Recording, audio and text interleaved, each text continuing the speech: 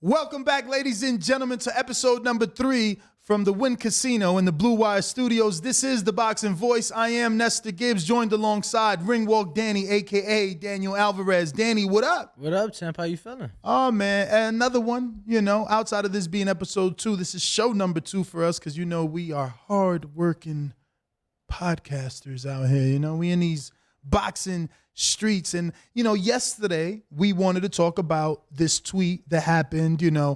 Thankfully the Blue Wire studio guys were like, they felt a little cringy, because we were bringing too much on them at once.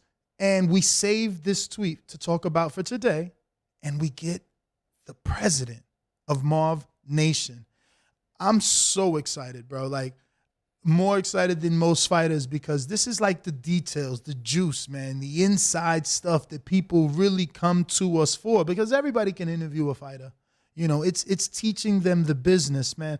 So the big deal is that MarvNation, and I'm quoting because we're going to be using this phrase a lot as soon as we get him on. I'm quoting here Dan Rayfield. He said, little known. I know right now we're going to be showing Michael Coppinger's tweet, but Dan Rayfield tried to downplay MarvNation when they outbid everyone by so much. So, the phrase little known, I'm sure might have rubbed MarvNation the wrong way, who is actually Marvin Rodriguez. And I just want to get that story out there. Like, has someone, interviewed him and asked where he got his start? We know Oscar was the golden boy. We know he was a Olympian, a world champion. We know his story, just like we know Bob Arum's story. And we, don't know everything that we want about Al, but we know that he's been in the music business dominating for years. These people we know. Lou DiBella, we know he was an HBO sports executive before he became a promoter. Espinoza was a lawyer with Golden Boy before he became Showtime's head of sports. So it's like, who is this guy? No, absolutely.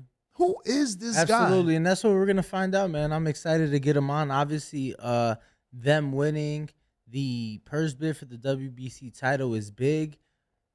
And not just did they win it, but they won it by $1 million plus. Yes. So obviously we'll get that opportunity to talk about that and obviously find out more about Marvin himself. Again, going back to what I said about not being able to talk about it yesterday, making it all that more better for today because we find out that not only did he spend $2.4 million on this, but he doesn't have a broadcaster. It's being reported that they plan to put that fight on pay-per-view, so definitely get to find out, if that's the case. That is strange. I don't think I've ever seen anyone do that, so I'm interested to be the first to ask him his thought process. Like, he's definitely making the splash that he wanted to make because everyone's going to talk about this new player in the game spending money. But how big of a splash is definitely going to revolve around who is broadcasting this fight. Because if the rumors are true and it's pay-per-view, is it going to be, what was that, redemptionpayperview.com? Is that where Tevin in them? Is it, uh-oh, damn it. Bo, are they on the Zoom link now? So they can't hear me because I just got a text saying they might have to postpone. So I'm wondering if they were hearing me warm up to my line of questions and ducked out. Hoping, stay on them. You text them. But yeah, there you go. You see, now I was already notified that the guy was trying to tread lightly, because this is all new. And, he didn't want to make any mistakes. So I hope he doesn't pull out. Gabe is definitely trying to get us this. And it just makes a lot of sense, man, to be able to get the answers for everybody. Because, again, it's a splash. And now with no broadcast, I think more people will start to talk about it. It's a little unfortunate for Regis Prograis because it puts him in that limbo situation. Like, okay, you got money for the fight that you'll get because regardless if this fight happens or not, Prograis and Zepeda, they receive a certain percentage out of that purse bid that Marv has to put a deposit on. So those fighters will get that whether this fight happens or not. But again, it's that limbo. Like, is it gonna happen? You know? Yeah, man. Interesting though. Interesting. Yeah, I'm reading the article that was published on Boxing Scene yesterday, and it was like I had so many questions, regarding the fight and regarding their plans for the card itself. I'm curious as to what fights they plan to put on the undercard and how that will take place. It's being reported that Las Vegas and Atlantic City are the two possible destinations for this fight. So hopefully we're able to get Marvin on and get some of those answers. You know more than me. Who deals with the Revel down there? Out here, like what's their partner casino? The who? Am I saying it wrong? Darren Barker fought there a long time ago. I think it was one of the last casinos built. Newly built in AC, yeah. I think it's like the Revel, right? Or Reveal, or I don't know. Something like that. It was pretty nice. All I'm saying is you just got to figure out who's partnered. Like, oh, you're saying like just regardless of where the fight takes place, find a partner in property to. Yeah, because he's not saying Vegas and AC for no reason. Like it's the same MGM hypothetically giving different locations depending on availability of venue. I don't think Las Vegas is in competition with Atlantic City. You see what I'm saying? Right. It doesn't even make sense. Like, was it Bally's? What you was thinking of? Nah, it's black. It's like REA Resorts Casino. Man, you're gonna make me Google. I'm looking. There, did he say Resorts World? No, it's definitely not Resorts World, but whatever.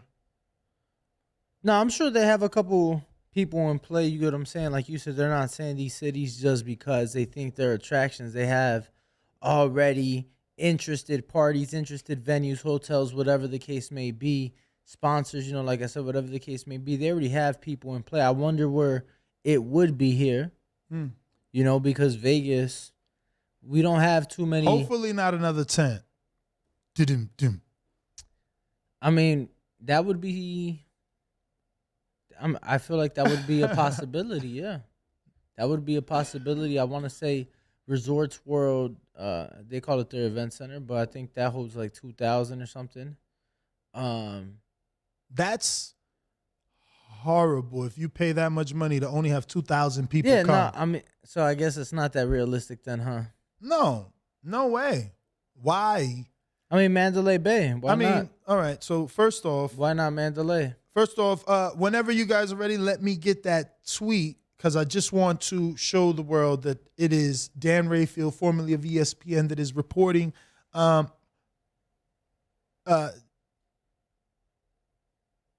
Yes, that one.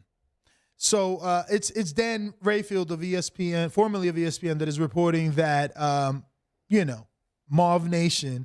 And again, he's talking down. This is why my man probably isn't going to do this interview because of stuff like this. Look, I'm told MarvNation, which dramatically overpaid for the Zepeda Prograis fight. Did they? So, and look, he just fucking canceled. Unbelievable. Show business. But it's all right, man. It's all right. He'll understand that at least I was trying to give and paint a different light for him once this is released. But I know that he's defensive because of the way they came at me when I tried to get the interview. And look at the way that he's talking. First, he uses the phrase little known. Now he's using dramatically overpaid. But here, I'll make my case for why this is bogus, right? So you telling me Thomas Delorme and Jesse Vargas, are they more deserving of 2.4 million, which they got more? They got 1.8 apiece. So what we talking there? Because I ain't no math whiz, but like 3.6. Yep. You know what I'm saying? So did Eddie dramatically overpay? You know what I mean? Like, these dudes pick and choose who they attack. Like, if somebody of this caliber jumped in the big fish, bro, embrace them. This is what they did to Al. But as a cult, they all came after Al. Oh, he's trying to do this, and Muhammad Ali that, and everybody sued him. Ain't nobody sue Eddie. Eddie was able to overpay and get whoever he want. And this is what I'm saying. Like, it's crazy. These guys, like, how is he dramatically overpaying? Because I feel like Prograis is in a better situation, in a better position in his career than Delorme was. Absolutely. And Zepeda is hot on these. Honestly, Zepeda's hot on these streets. I think both men are right now hotter than either guy was in that fight, you know? So it's for a vacant WBC title. Regis has been champion before, obviously. Jesus, that's another thing. And Jose Zepeda has came up on the short end of the sticks. Many people felt that he beat Jose Ramirez in his hometown of Fresno. So, you know, Zepeda's been on a roll. I'm not going to lie. He's been on a roll, and I'm excited to see what's next. I hope that this fight happens now, because yesterday, you know, it did excite me to have a new player in the game, but with no television, I don't know. I don't know. Is the fight pay-per-view worthy? Is Zepeda and Regis, do they get to graduate or skip the line? I mean, you know, I think that matters on a few things, Ness. how much? You know, how much is the pay-per-view going to be? Who are you putting on that pay-per-view undercard? You know, what supporting cast is there? You know, because, cool, I get a great main event, you know, but what else am I getting with it? Well, I'm sure Probellum is going to work with Marv. Even though Probellum was a failing purse bid attempt, because they have so many fighters with no television themselves, I'm sure they'll try to give them more fighters on the card to make it more like they need to get some fights in there. All their fighters are fighting overseas. Yeah, no, obviously we've seen them a lot in the Middle East. They've done a number of shows in Abu Dhabi, some in Dubai, some in the UK. So they have fighters that on their stable that they need to keep busy. So hopefully we see some of that talent. You know, on the Regis Zepeda undercard, I would love to see Shock on that card. You know, I would love to see Oshaki? Absolutely. Would love to see him on that card. He's with Probellum as well. So why not put him on that card? Again, Probellum has to be given an extra slot. They lost. This is Marv's to be lead promoter and decide who's the broadcaster. Now, that's what he still can do. He can shop it now to a network, because the network doesn't do purse bids. You know, ESPN doesn't bid. It was Zanfer. It could have been Top Rank. DAZN doesn't bid. So technically speaking, and this is why even under these beautiful lights, you know what I'm saying? Even under these beautiful lights, you get stood up like a prom queen and shit, bro. Like, because this is why this interview was so important. Like, these were questions that we could have asked first, man. Like, have you talked to Eddie? Because I know Eddie's interested. Have you talked to Showtime? Because obviously PBC was interested. Right. You know what I mean? You won, so where do you take it now? And I hope it's not straight to pay-per-view. It's not big enough to be even a $30 pay-per-view. Well, will I get behind that? I just want to say, yes, because I got behind Charles Martin and Luis Ortiz for 30, right? That was the January 1st $30 pay-per-view? I believe it was 30, yes. Yeah, I was cool with that. But here's my thing, Ness. Like I said, it's gonna depend what supporting cast do they put together. Of course. You know, if they put together a nice undercard, they might get away with a $50. Whoa. You know? They put together a nice undercard. It just really depends. You know, but those were the questions, you know, we would have liked to ask Mr. Rodriguez. Hopefully we do get the opportunity to speak to him at some point soon, because I'm curious, like, are they gonna? Is this gonna be a continuing thing? Like, do they plan to, be players in some other purse bids, maybe pick up other fights and whatnot? So, uh, hopefully, we get to talk to Marvin soon. Yeah, so I'm going through his Instagram to see, can I show you a picture of him so you can get an idea of what he looks like, obviously. But there's nothing quite as appealing as his thumbnail, which I can't find. Thumbnail or profile picture? Profile avatar. Okay. I mean, I guess this will do. This doesn't do. This does him some justice here, gentlemen. Oh wow, that was quick. All right. So yeah, this he's a young man. I'm sure he's younger than me. I know he has 2 sons that box, right? And that's what got him into promoting. This was so interesting, man. I wanted to know where this man comes from. Nah, hopefully we get the chance. I know. I'm hoping Gabe works on it and let me see if I can show you this avatar. Look, he's a player in this avatar. Look at that. Shout out Mr. Rodriguez, man. You do your thing, man. He made a splash. Listen, that's what Eddie Hearn did. That's what Al Heyman did. We're good with that. That's what they did. You know, they came into the game throwing some money around, and they definitely garnered attention. But you it's think like you said, the fighters, who's he going to put on? Damn. You know, Eddie and Al had fighters. Who's Marv got up his sleeve? Now, I want to say I'm right. He's the one that put Schofield on. Floyd. Yeah, like, oh, wait, no. That's Davies Entertainment, right? In San Antonio. Same colors, but aren't they both from San Antonio? No, this one is from LA. Yeah. It's interesting, man. It's interesting because they have those black and gold, very similar to Golden Boy colors. The lettering is similar. Have you seen it? You never been to their Instagram? I'm sure I have across at some point. Because I've known about them for a while, but yeah, not me. I would say they got like 12 months under my radar, maybe, if that. Yeah. You know, I'm about to find out how long they've been in existence. I'm going to check their first post right here on some investigative stuff here. See when they started. So are they putting anybody of note that they could possibly throw on the undercard of this pay-per-view? I mean, bro, they're not even supposed to be here. So who knows? Is what I'm telling you. Who knows what they bring to the table next? You know?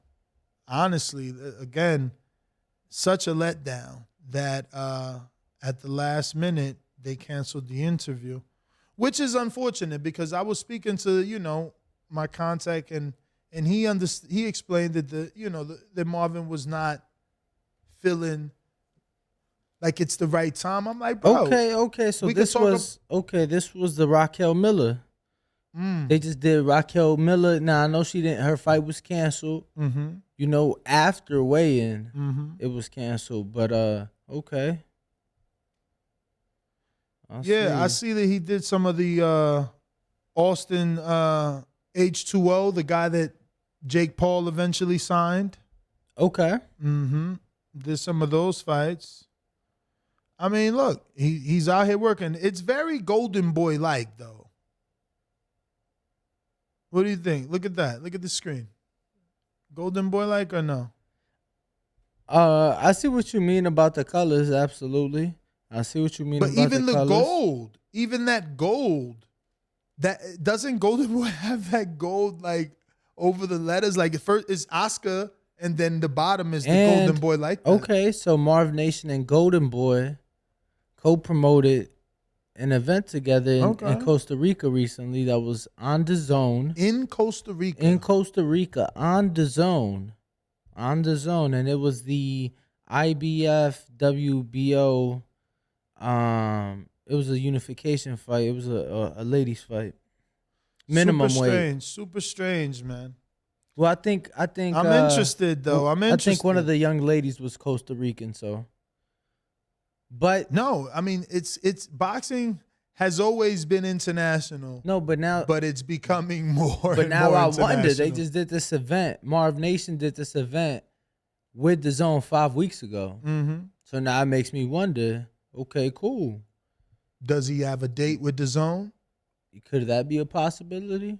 Well, it's like I said, he won the rights to the fight. He could shop it to any network. Whoever's going to give him the most broadcasting fee is who he can give it up to. So, at the end of the day, he's got the rights. It's his masters, He'll walk away with that the way Floyd walked away with his and Oscar with his. Mm-hmm. And then they turn around and use those catalogs to, it's like we talked earlier in our morning show about the hours on the OTT service, No, absolutely. So they were doing something called Box Fest. It had a couple of guys I know. Yeah, no, I mean, I've seen numerous fighters across their social media platform, that I'm familiar with, that I know. Obviously, it's nobody near of note.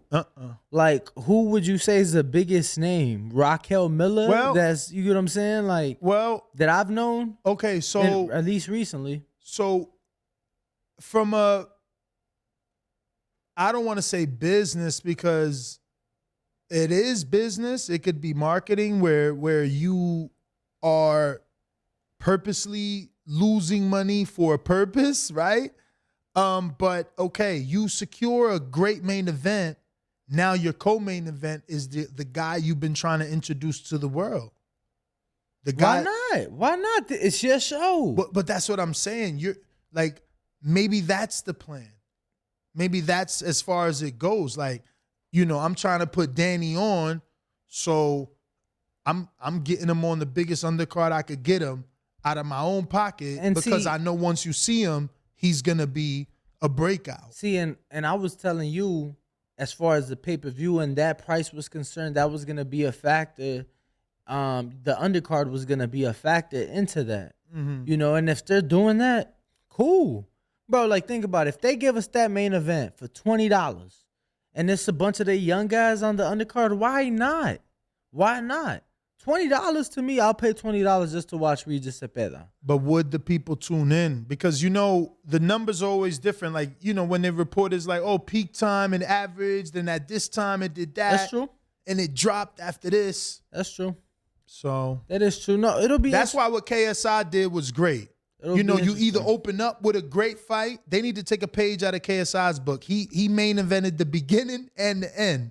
So they should open up with a great fight. Promote it so that everybody can be tuned in from the beginning, plus at the arena from the beginning. And that's cool. But if they're gonna do that, they gotta make things interactive. They gotta make things entertaining. And I understand they have the fights, but for you, for me, people don't know some of these cards are lasting 9-10 hours. Yeah. I mean, how many hours did we do on the ESPN card? No, I mean that was only like 6 hours, but I've been to cards that go from noon to 10 p.m.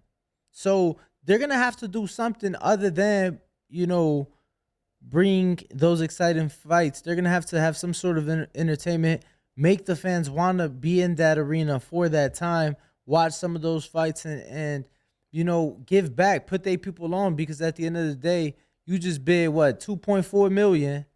All right, put your guys on. Put them on. You have to put them on. But you also have to make an ROI, bro. You're not gonna spend unless again, because Al and Eddie came in spending, knowing they would lose to later get a deal. Like Al did everything he did to hopefully get a network deal, which he eventually got with Fox and Showtime. Right. Eddie did what he did, having a network, but trying to bring in new fighters to his promotional outfit, which he was successful. Does Marvin have enough money to just throw this one away to put his fighters on? But that's the thing. And, man, I wish we could have talked to him, because is that even his goal? Maybe that's not his goal. Maybe there's a different goal, a different maybe this. But how is there a different goal when you spent that much money without having a place to put it on? Or is he just feeding that to the media to stir the pot? You get what I'm saying? That could be a very good Because, possibility. bro, I mean, let's be real. I know legally he's not entitled to pay the whole 2.4 if he forfeits, like Triller did. They didn't never pay T.O.'s full amount. But you lose what you put down on a deposit. And for per sanctioning body is a percentage. And from my understanding, because this title is vacant, it's a 45-45 split, 10% to that winner. That 10% bonus. That 10% has to be put into escrow. So from my understanding, they already got that 10%. So it should be $240,000 and whatever change. So already in escrow plus the deposit. Plus the deposit. But it's a 45-10 split to the winner. Which in T.O.'s instant, it was an IBF, right? But no. That's because it's a vacant. That was a unification. That was a defense. No, but he was the mandatory. George was, yes. Yeah. Yes. So the split was different, but I was just trying to figure out which belt because each sanctioning body has a separate set of rules, you know what I mean? A different split. Yes, you are correct. You are correct. This is a WBC vacant for those who don't know. Mm-hmm. So, it'll end up being 45-55. Yo, what if it's a draw? Do then just 50-50? Take that shit out of escrow and give split the remaining 10%? I mean, or leave the 10% in escrow for the rematch. Carries over. It all depends what they, it's what you negotiate, man. It's what you negotiate, what your team can get you. But damn, this really sucks. I based the whole show around this tweet and interview. But regardless, I still wanted to get to our audience this news of MarvNation and the fact that they hit a home run with this, whether it's a grand slam or not. That we will see after the event. If they find a broadcaster, right now, they hit this one out the park, man. Metaphorically speaking, they did okay. They made the splash they deserve when you do something like this. And again, comparing them to Eddie, giving Delorme and Jesse 1.8, nah, he did good. Regis and Zepeda are way more appealing to fight fans. Now, pay-per-view worthy, that's yet to be seen. You got to tell me what you charging me. I need to know how much you charging me for this fight, right? Then, because we paid $30 for Tevin, so that's your barometer right there. Danny, he put the gun to me like, nah, you buying that Tevin Farmer. You crazy. Tevin Farmer, Mickey Bay, get it. You crazy. And then we bought it. You crazy. I asked you where we doing a fight check. I like to work. I like to work. You question working sometimes, and I get it. You got a girl. Whatever. I said, yeah. That being said, I would have paid the 30 for Ruiz, Ortiz, Charles Martin all day. To this day. So those are your barometers. Those are your low level. This actually got a belt on the line too. Like Ruiz, Areola ain't had no motherfucking belt. Ain't had no belt. Yeah. The ones we just talked about, Ortiz, Charles Martin, no belt. No belt. Yeah, I think that's Tevin Farmer, no belt. I think that's a good barometer. We also have to see the undercard, but I think that's a good barometer. I wonder if they got this little 40-pounder that we just don't know of. We'll see. That they like, oh yeah, that's food. That's food. Let's get the belt over here. That's food. We'll see. Hopefully we do get to talk to Marvin soon. Hopefully Gabe can make that happen. Yeah, man. I'm sure, he'll figure it out, have more answers for everybody, and then be more willing to talk. Right. But nonetheless, I mean, what's your final thoughts on MarvNation? I mean, what sort of a splash you think they made? And what are you expecting from them and from this situation altogether? Do you think he gets a broadcaster? Do you think he falls on his face? Like,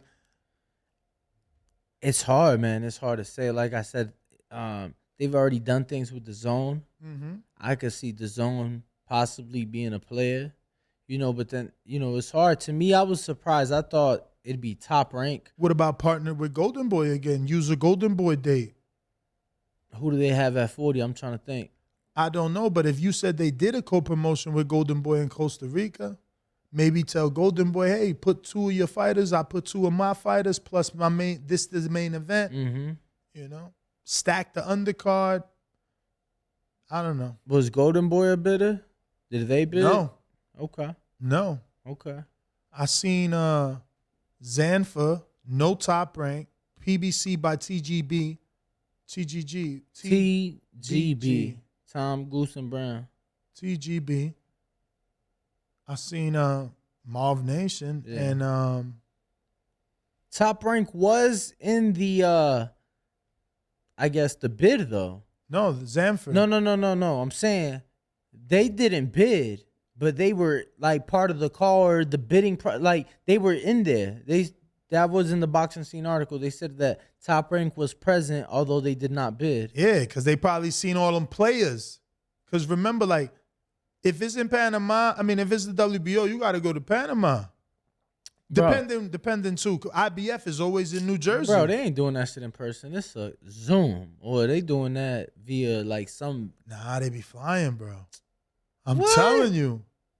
They be flying. They be there. Start asking. They be there. I don't know if it's a mandatory. So they went to Mexico City? They be there. I'm telling you. Well, no, the BC got an LA office, right? The WBC has an LA office. So Not sure. Maybe now with Nancy, right? Yeah, they have an LA office. So it was more than likely there, but damn, I just figured they'd hop on a car. They're hopping on flights just to put in a bid. How if your business was based solely off purse bids, would you accept virtual bids? Even at Yes. you gotta have clout to do virtual bids. Like you have to have a marker with the house. Like they gotta know you. Yeah, let me tell you something. We talking about 2.4 million. I can't accept you to fucking. I get what you're saying. You making an offer for 2.4 million from what you're from saying. the safety of your home. That's No cool. way, Jose. No, I get what you're saying, but bro, you gotta understand. Days today. No, I get you. You have Drake winning $1 million online. Yeah. On roulette. Like No, I there's, hear you. There's ways. And I bought my house and car without being without being there. So Right. I get it. But certain things. No, it just took me for surprise. Something I didn't know. Something. Maybe it's changed, especially after COVID, bro. Everything. Believe changed after me, COVID. especially IBF, they was right there on Springfield Avenue in New Jersey. I couldn't believe it. All that time, it was in actually my city. That's another dude I've been dying to interview. I think we only interviewed him once. His name is Daryl Peoples at that. Yeah, Daryl Peoples. That's insane, though. That's from the movie Shaft. No. You talking about with Shaq? No, that's Samuel L., right? Samuel L., yeah. I don't know. I just know Daryl Peoples is from fucking Shaft. No, bro. I'm saying, isn't Samuel L. Jackson in Shaft? Yeah. But one of them. There's the older Shaft before you and me. Oh. The real Shaft. Oh, really? Yeah, no, Sammy ain't the real. He ain't the first. Oh, damn. I thought it was the one. Hell no. You know this world ain't got no creativity, man. Don't hit me with your flattery bullshit. That's because you ain't got no creativity. Everybody always stealing somebody else's shit. No, they're just, reinventing it. Nah, bro. Remake, that's all they do. Remake everything. But listen, in closing, shout out to MarvNation doing your thing. Becoming a player for sure. We never spoke about you. We just, I posted a few things because I rock with Gabriel. I knew about them because of Gabe. Like, shout out to them. They on my radar now. Now I'm like, what is next? We'll see, man. Next GTO, Instagram and Twitter. Catch me and my co-host tomorrow morning, 6 a.m. sharp for another one. Ringwalk Denny, and we are the Boxing Voice. Catch us tomorrow. Peace. That was